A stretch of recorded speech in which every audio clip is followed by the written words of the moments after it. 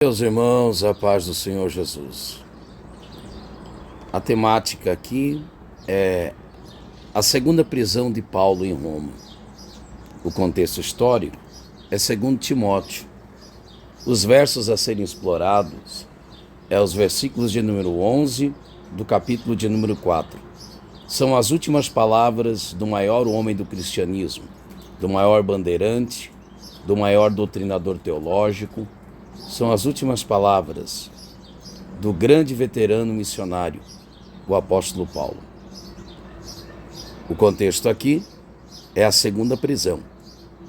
Então permita-me rapidamente distinguir uma da outra. A primeira prisão de Paulo foi por motivação religiosa, a segunda por motivos políticos.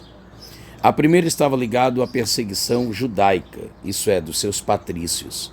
Já a segunda, vinculada ao decreto do próprio imperador de Roma. Da primeira prisão, Paulo saiu para dar continuidade à obra missionária. Já da segunda prisão, Paulo foi direto para o martírio. Isso chama-nos a atenção para um fato digno de nota. A vitória, uma vida vitoriosa, não é a ausência de lutas, mas o triunfo a despeito das adversidades. Ele encara isso como uma entrega. Ele usa palavras do liturgos, da liturgia. Isso pode ser visto a partir do versículo de número 9 e estende-se até o verso 16, 2 Timóteo capítulo 4. Nós não vamos tratar com minúcias todos os detalhamentos, apenas uma ideia. Isso mais uma vez lembra-nos que o céu não é aqui. Aqui nós não pisamos em tapetes aveludados, nem caminhamos em ruas de ouro, mas cruzamos vales de lágrimas. Qual o nosso maior distintivo quanto cristãos? Não pode ser outro senão a leitura que nós fizemos acerca do sofrimento. Aqui nós não receberemos o galardão, aqui nós beberemos o cálice da dor. Paulo certamente foi a maior expressão do cristianismo. Ele viveu de forma superlativa, de forma maiúscula. Era um pregador incomum, um teólogo incomparável, um missionário sem precedentes, um evangelista sem igual.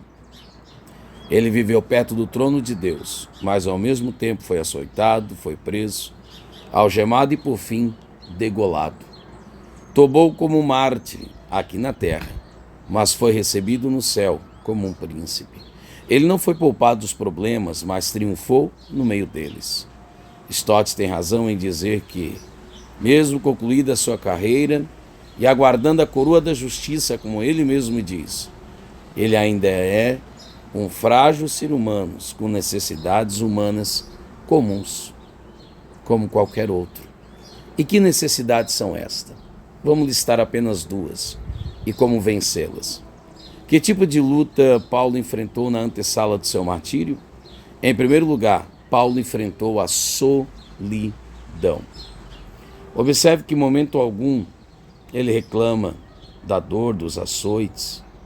Ele aprendeu a lidar com isso. Mas agora o que mais lhe feria o coração era algo chamado solidão.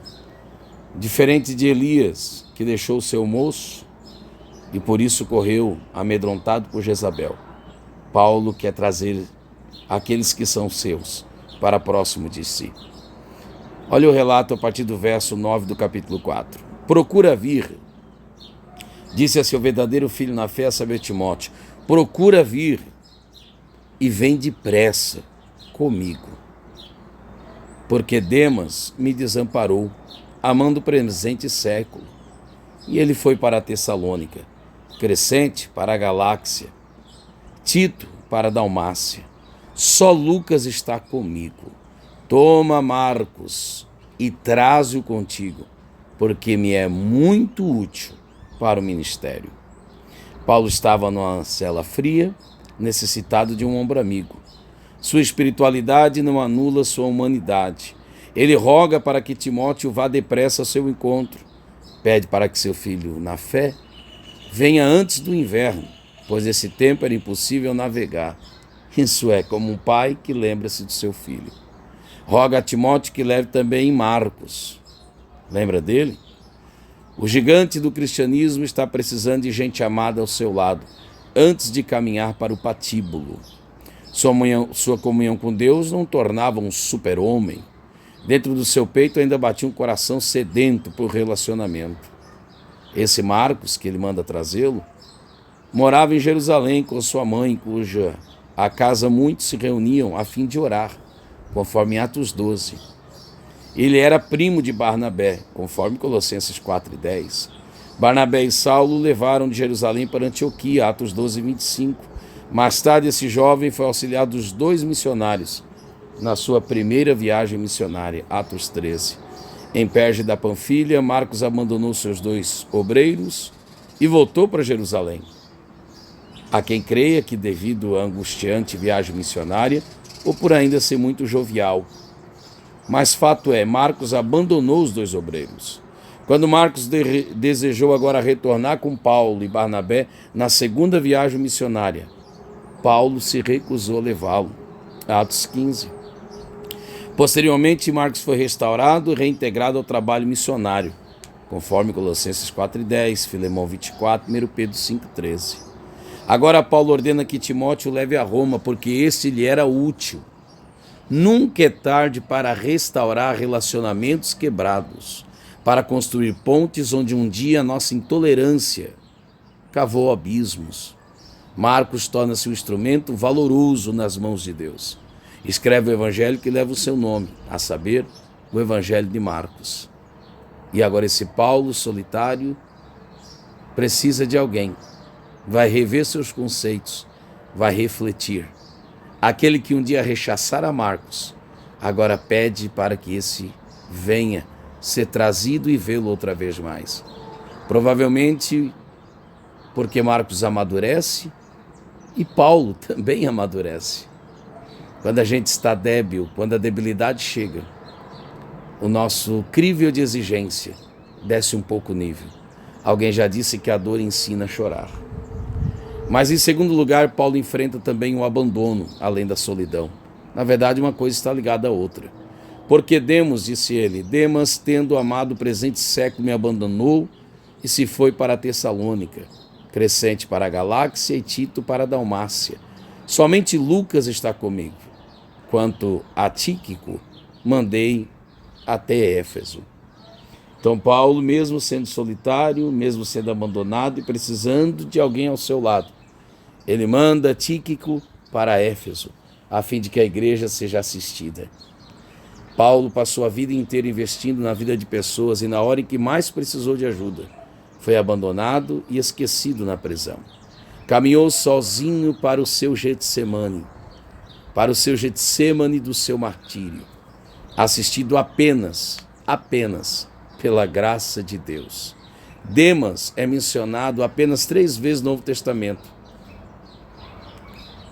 conforme o relato de 2 Timóteo 4:10, que será a última delas.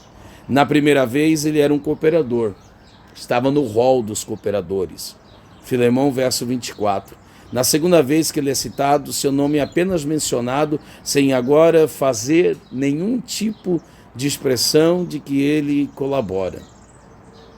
Sabe aquela gente está ali, mas não está ali? É exatamente isso.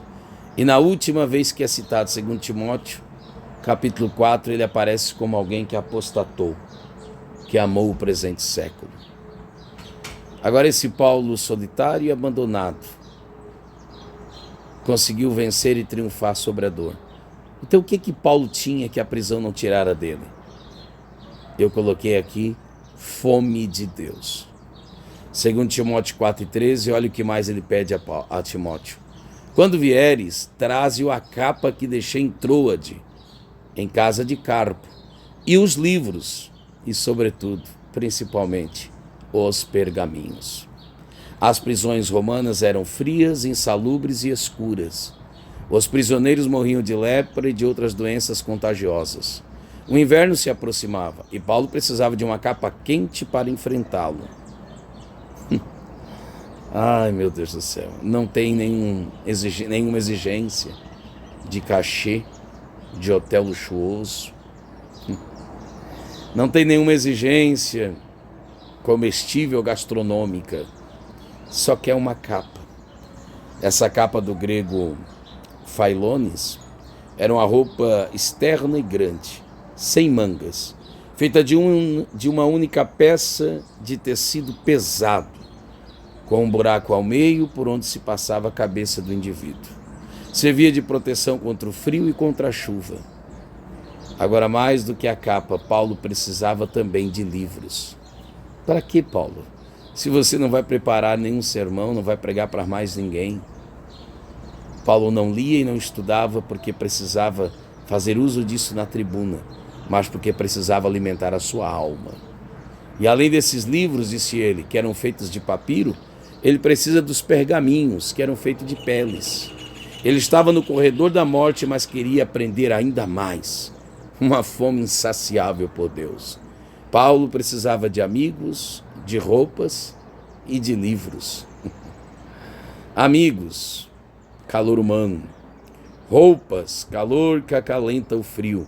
E livros, aquilo que aquece a alma, aquilo que aquece não apenas o coração, mas também a mente. Atacando a mente e revelando o coração. Precisava de provisão para a alma, a mente e também para o corpo. Sem dúvida, Paulo desfrutou da companhia e força do Senhor Jesus em seu calabouço. Todavia, o auxílio que recebeu do seu Senhor foi tanto de modo direto como indireto. Quando nosso espírito está solitário, precisamos de amigo. Quando nosso corpo está sentindo frio, precisamos de roupa. Quando a nossa mente está aborrecida, precisamos incentivá-la. Precisamos de livro. Não é falta de espiritualidade nem fraqueza admitir isso. É só ser gente, ser humano. Para sermos cristãos, não precisamos negar nossa humanidade, nem mesmo a nossa fragilidade. Reitero que diferente de Moisés, que estava sobrecarregado, diferente de Elias, que deixou seu moço, Paulo, alá Jesus, chama seus amigos, parafraseando a palavra do mestre, como quem diz: não podes vigiar mais uma hora comigo? Que Deus nos ajude a aprender lições preciosíssimas como essas e colocá-las em prática. Amém.